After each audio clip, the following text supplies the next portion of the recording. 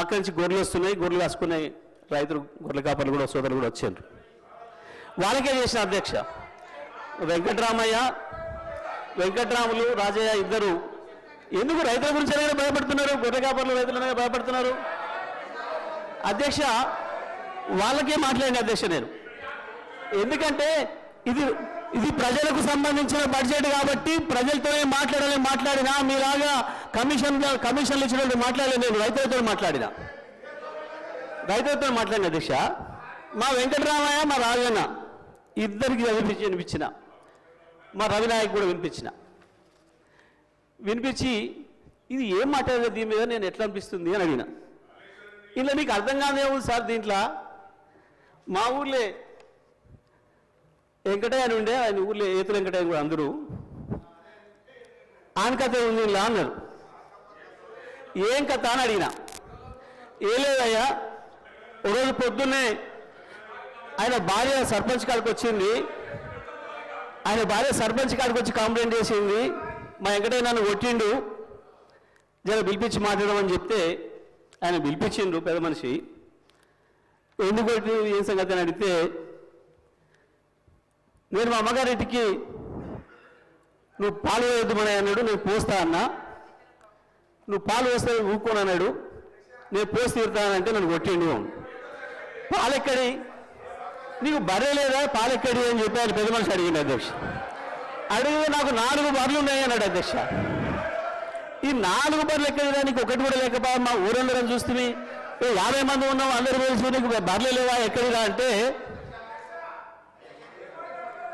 అధ్యక్ష పోయిన బర్రె దొరికితే, సచ్చింది బతికితే, పోయింది దొరికితే, మా అత్తగారు ఒకటి పెడితే నేను ఒకటి కొంటే నాకు 4 బర్రెలు ఉంటాయి, నాకెందుకు 4 బర్రెలు అన్నాడు. ఇది కూడా అట్లనే ఉంది అధ్యక్ష ఈ గవర్నర్ గారి ప్రసంగము.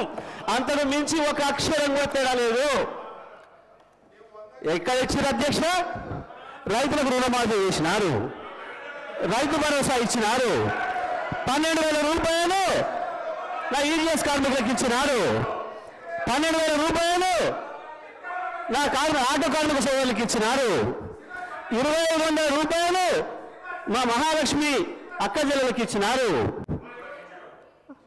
రైతులకు బోనస్ ఇచ్చినారు, తోం బంగారం ఇచ్చినారు. ఏమి ఇచ్చిన అధ్యక్ష? నా విద్యార్థి సోదరులకు స్కూటీలు ఇచ్చినారు అధ్యక్ష. 2 లక్షల ఉద్యోగాలు ఇచ్చి సంతోషంగా పెట్టినారు. ఎక్కడిచ్చింది అధ్యక్ష? ఎక్కడిచ్చి? పచ్చ కామర్ల వారికి దేశమంతా పచ్చగా అన్నట్టు ఎన్ని సంక్షేమ కార్యక్రమాలు అమలవుతుంటే గవర్నర్ గారి ప్రసంగంలో అన్ని అచ్చు గుద్దినట్టు చెబితే వాళ్ళకి అర్థం కాకపోతే ఎట్లా అధ్యక్ష? ఆ స్కూల్లో చదువుతూ అట్టే ఉంటుంది అధ్యక్ష. ఈ రోజు ఆ స్కూల్లో చదువుకుంటే అట్టే ఉంటుంది అధ్యక్ష అంటున్నా. ఈ రోజు 21,000 కోట్ల రూపాయలు రైతులు రుణమాఫీ చేస్తే వాళ్ళ కళ్ళ కనిపించకపోతే ఎట్లా అధ్యక్ష? ఈ రోజు ఆడ తల్లులు 149 కోట్ల ప్రయాణం చేస్తే వాళ్ళకి కనిపించకపోతే ఎట్లా అధ్యక్ష? గృహజ్యోతి అధ్యక్ష 200 యూనిట్లు జగదీశ్వర్ రెడ్డి గారు ఊర్లో వెళ్ళాం అధ్యక్ష. పల్లెటూర్లలో 95% గృహజ్యోతి అమలవుతుంది అధ్యక్ష. 200 యూనిట్లు. మహాలక్ష్మి స్కీము 21,000 కోట్ల అధ్యక్ష. మొన్న మా బట్టి విక్రమార్ గారు అంతర్జాతీయ మహిళా దినోత్సవం చెప్పిండు. ఎన్ని కార్యక్రమాలు అమలవుతుంటే ఏదో 4 బర్రెల కథ చెప్పుకుంటూ పోతే ఇంకా మేమే ఉన్నామని చెప్పనుకుంటే ఎట్లా అధ్యక్ష? ఈరోజు వాళ్ళు ఊహాలోకంలో ఉన్నారు అధ్యక్ష. ఇంకా వాళ్ళు ఊహాలోకంలో ఉన్నారు, ఇంతకు చెప్పినట్టుగా ఊహాలోకంలో ఉన్నారు అధ్యక్ష. ఈ రోజు ఈ 15 మాసాల్లో ఈ ప్రభుత్వం అనేక చక్కటి సంక్షేమ కార్యక్రమాలను అమలు చేస్తున్నాం, ముందుకు పోతున్నాం. అదే గవర్నర్ గారి ప్రసంగంలో ఉంది అధ్యక్ష. గవర్నర్ గారికి గౌరవీయం చెప్పని కోరుతున్నాం అధ్యక్ష ఈ సందర్భంగా.